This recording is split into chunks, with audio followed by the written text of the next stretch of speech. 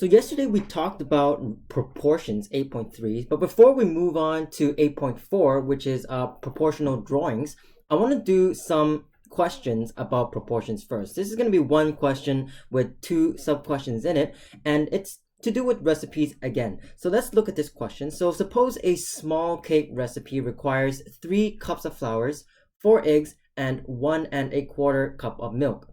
And assuming that different size cake, the medium size and the large cake, also retain the same proportion of ingredients, we want to solve the following. So the first question would be, how much flour would a medium sized cake require if it needs 8 eggs?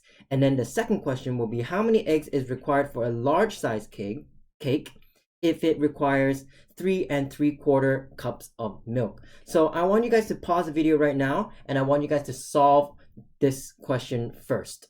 So do that now. I assume you have finished doing the question, so we'll move on to the solution. If you haven't, then please do the question first. So let's look at this question, the first part. We are required to look at the ratio of flours to eggs for the first part of the question. If we look at the original recipe, it requires 3 cups of flours to 4 cups of eggs to 1¼ cup of milk. That's going to be the flours to eggs to milk. So that's the ratio. That's a 3 ingredient ratio.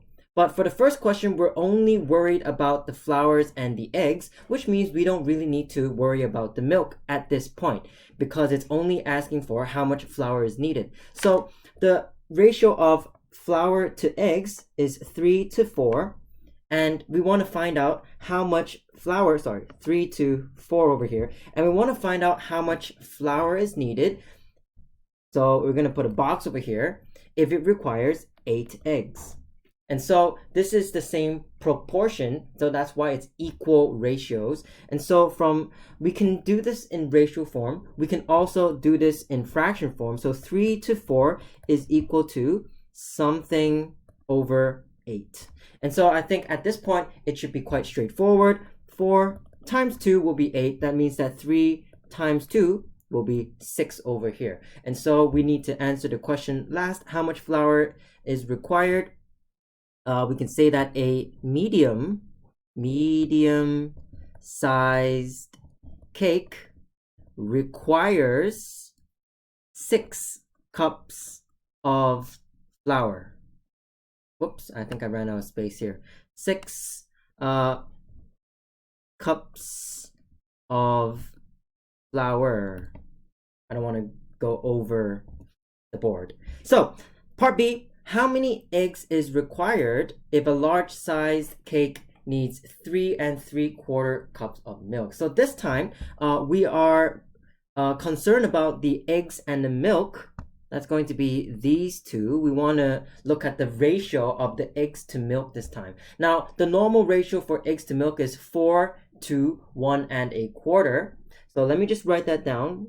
That's going to be 4 to 1¼ I know there's fractions within the ratio, but that doesn't really matter at this point. And we want to find out how many eggs is required if the cake needs 3¾ cups of milk. So we're going to set the proportions, which means that the ratios will be equal ratios.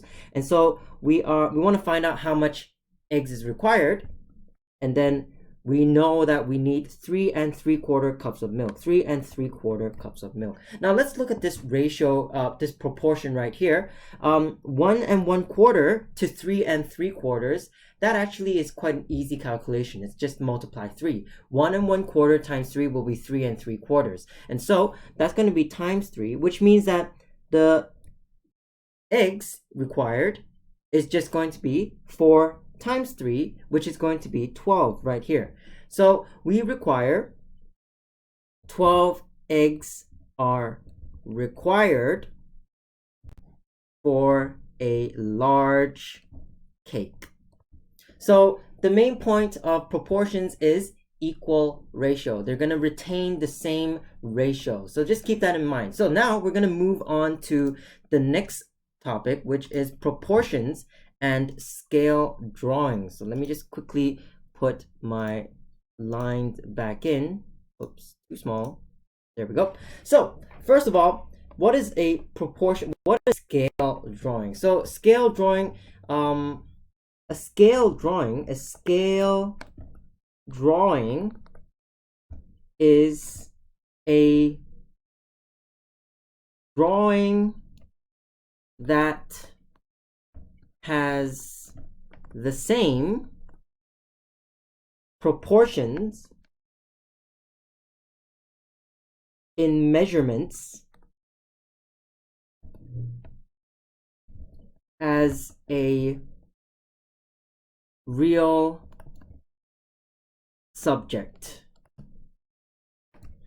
So it's a scale drawing. It's a drawing which is smaller. Sometimes it's bigger of a real subject, but it retains the same proportions in measurements. So, for example, let's say that we have a model car. Suppose we have a model car. So this will be the first example. So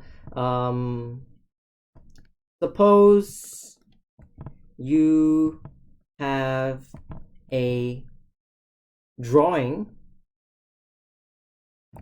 a scale drawing, sorry, let's put the scale back in. Scale drawing of a model car below. And so this car looks somewhat like this. I'm not going to draw an excellent version of the car. It's just a very simple model with 4 wheels. That's it.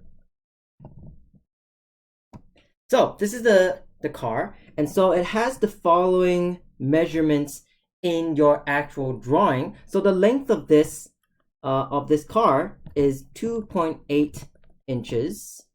That's in length. And then the width is actually 0.6 inches. So the width is 0.6 inches. This is in the actual drawing. So this will be your drawing. Now, you know that this drawing should have a scale of 1 inch to 2.5 feet. Now, what does this scale mean? Now, this is something called a scale. The scale. This is the ratio of the drawing to the real subject. It is the scale of the drawing to the real subject, meaning that 1 inch in the drawing represents 2.5 feet in real life. So let me just put this down in green over here. What this means is 1 inch of the drawing represents 2.5 feet in real life. So that's what the scale means.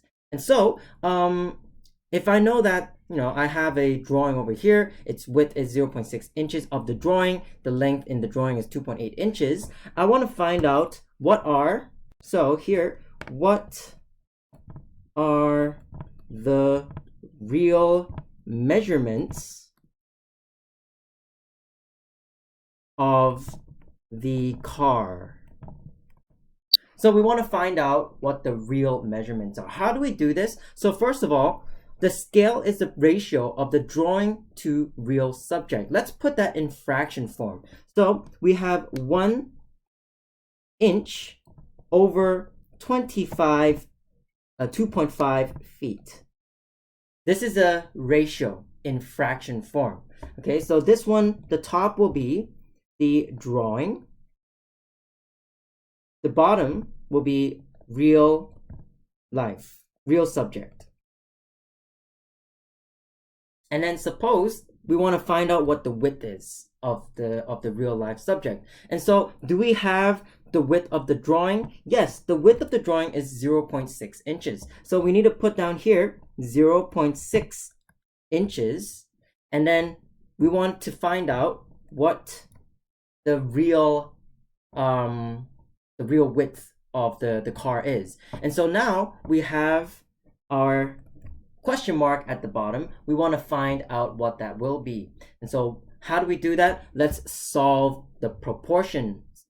We did that last lesson before, so let's put that in. Let's try to solve this. I can put x in as my unknown real measurement, and so if that happens, let me just replace that with x over here. We want to find out what the real width is, and so we're going to first swap our fractions because we don't want to deal with the unknown being at the bottom. So I can put down 2.5 over 1 is equal to x over 0.6. And so 2.5 over 1 is the same as 2.5. And then to get rid of the 0.6 at the bottom of x, what we have to do is we need to multiply the top by 0.6 to both sides like that. And so now the 0.6 and the 0.6 will cancel out, and which means that x is now equal to 2.5 multiplied to 0.6. And so once you do your calculations of 2.5 times 0.6, you would then find out that x is equal to 1.5 feet. Okay, so that is the width in real life. And then now let's find out what the length is in real life. And so for the length, so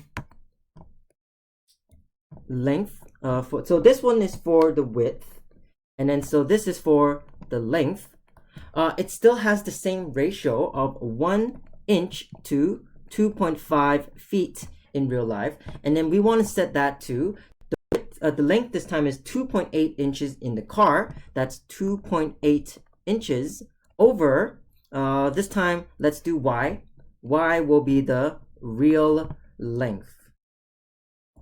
And so we want to solve our proportion to find the length. So we're going to do the same thing. We're going to swap the top and the bottom. And so we have 2.5 over 1 is equal to y over 2.8. And so I'm going to multiply both sides by 2.8 at the top so that the 2.8 will cancel out below the y. And so now we have y is equal to 2.5 times 2.8. And so once you do the calculation, you should get 7. So that means y is equal to 7 feet in length. So last of all, we answer our question in full sentence. The measurements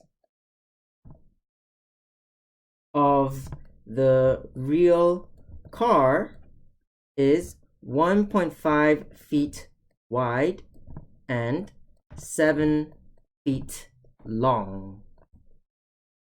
Okay, so we are using proportions, but this time we are relating a scale drawing to a real subject. So let's do one more example over here. Let's say that a model airplane. So example,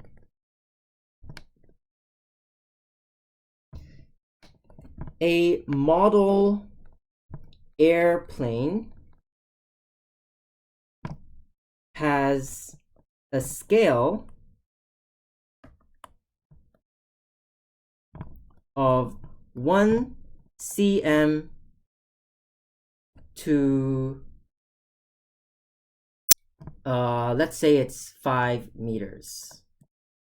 I'm not sure if it's actually correct. I'm just making these numbers up as I go. And so I want to find out what is the length of the model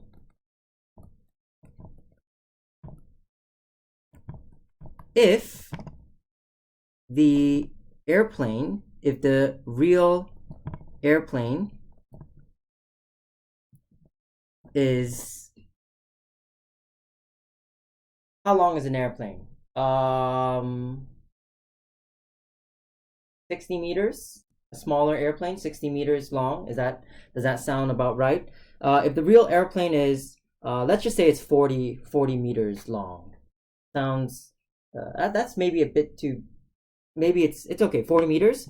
40 meters long.